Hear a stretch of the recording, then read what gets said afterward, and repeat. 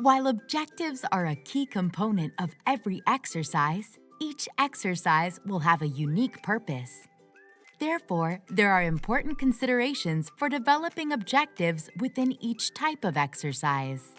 This video will focus on developing objectives for operations-based exercises.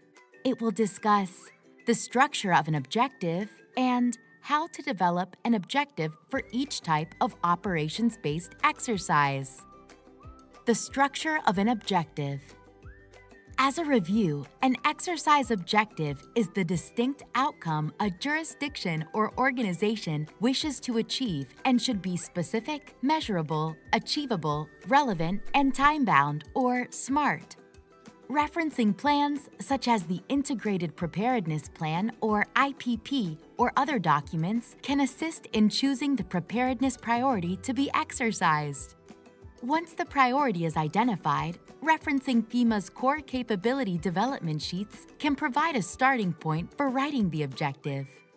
A reliable technique is to state who should do what, under what conditions, and to what standard, which can include where, when, why, and how.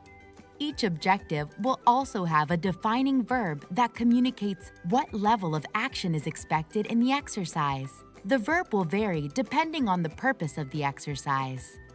Because operations-based exercises are conducted in real time and with physical resources, the goal is to apply, analyze, and evaluate actions to provide an accurate measure of capabilities. Examples of verbs used in operations-based exercise objectives are validate, implement, demonstrate, and test. As a reminder, operations-based exercises include drills, functional exercises, and full-scale exercises. Let's discuss the differences between each type of operations-based exercise. Developing objectives for each type of operations-based exercise.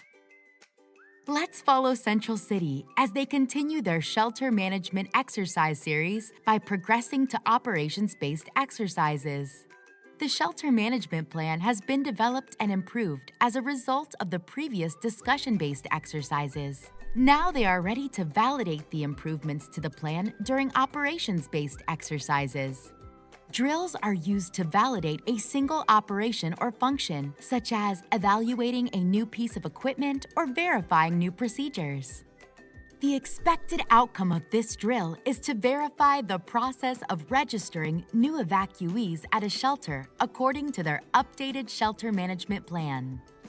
Now, let's write an example objective for this drill. The shelter management team will validate the use of the automated shelter registration system for 300 individuals, including 30 with access and functional needs or with limited English proficiency, and 10 animals, according to registration procedures in the shelter management plan. Functional exercises are designed to assess and evaluate capabilities and functions in a realistic, real-time environment. The movement of resources and personnel in these exercises is typically simulated. The expected outcome for this functional exercise is for the EOC to demonstrate information flow and coordination of resources for shelter operations. Now, let's write an example objective for this functional exercise. EOC personnel will coordinate the movement, sheltering, and feeding for 30,000 individuals, including 3,000 with access and functional needs or with limited English proficiency and 100 animals, according to the shelter management plan.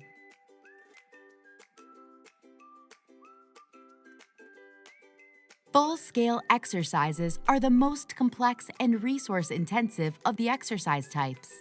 They often involve multiple agencies, jurisdictions, or organizations and real-time movement of resources and people. These exercises are distinguished by their realistic environment intended to mirror a real and complex incident response. The expected outcome for this full-scale exercise is to validate the capability to carry out the full scope of shelter operations according to the shelter management plan. Now, let's write an example objective for this full-scale exercise.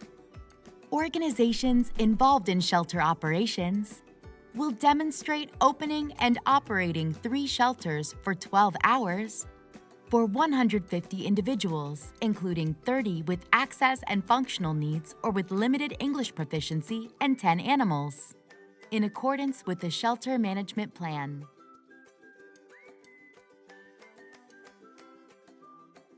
Once objectives are written, be sure to check that the objective is SMART. Writing objectives with the desired outcome in mind and adapting them to the unique purpose provides a solid foundation for exercise evaluation and a clear direction for exercise participants. With the exercise series complete and the Shelter Management Plan evaluated, Central City can review the results of all exercises to determine what changes may need to be implemented in how Central City manages shelter operations. With this knowledge, you can now write valuable operations-based exercise objectives. Good luck!